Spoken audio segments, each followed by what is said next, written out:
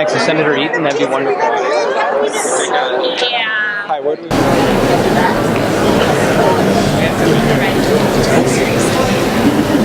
Oh, that's so sweet.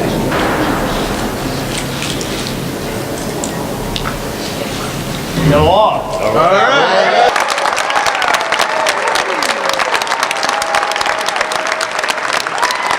I want to congratulate Representative Winkler, Senator Eaton, all the legislative leaders who are here, and all the legislators who worked so hard for over a year to bring this legislation to reality here in Minnesota today.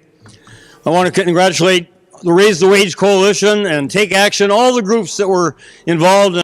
Right now, the minimum wage in Minnesota is $6.15. That is 51% of the federal poverty level for a family of four. So somebody who's working $6.15 an hour trying to feed a family of four is making half of what the federal government says is necessary just to be at the poverty level. We're not propelling anybody into the fourth tier of the income tax level here. We're giving people enough to survive. Now, I've already seen Republicans and some of their chamber allies saying, well, jobs are going to leave the state.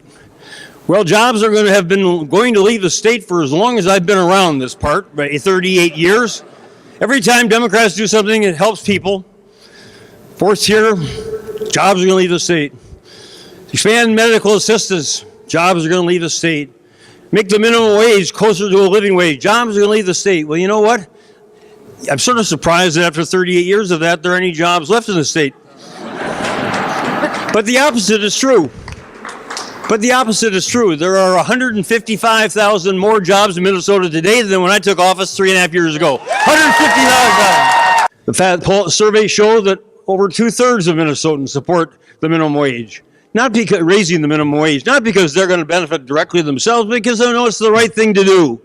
And they know indexing is the right thing to do, which is why that's also supported by more than 2/3 of our citizens. Because they know it's right for Minnesota, and because we've been successful with this kind of approach every time Democrats have a chance to do it. Raise incomes, raise medical assistance, raise care for the people, and then watch them go. Watch the state go. Watch us go. Thank you.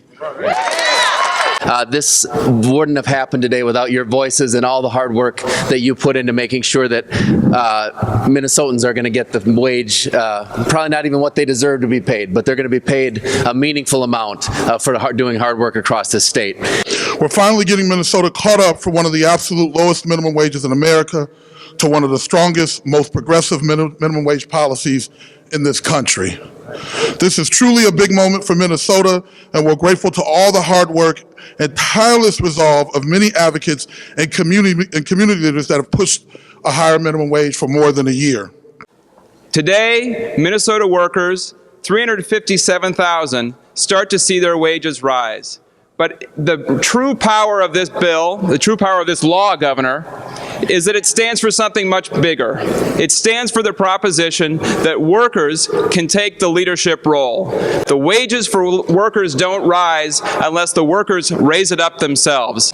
The coalition of Minnesota citizens who demonstrated a successful lesson on how to participate in our democracy and how that can help affect government policy. Thank you very much. 325,000 Minnesota workers who are about to see their wages rise, and 137,000 children whose childhoods are about to become healthier and happier because their families will have a little bit more money in their pocket. As minimum wage worker and a mom of 3 kids, Jada, Mario, and Ashaya, I have been forced to work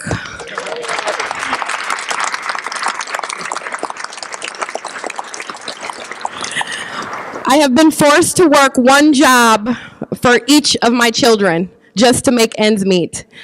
I love your shirt. Can you tell me about it? Oh, absolutely. We were trying to figure out last year what we could do to move the 950 in the Senate in 2013.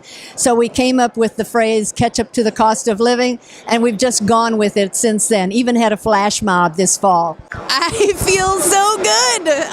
This is an incredible day. We, 70 organizations, faith, labor, and nonprofit, have worked so hard to make this happen, and it's an incredible day for workers and their families in Minnesota.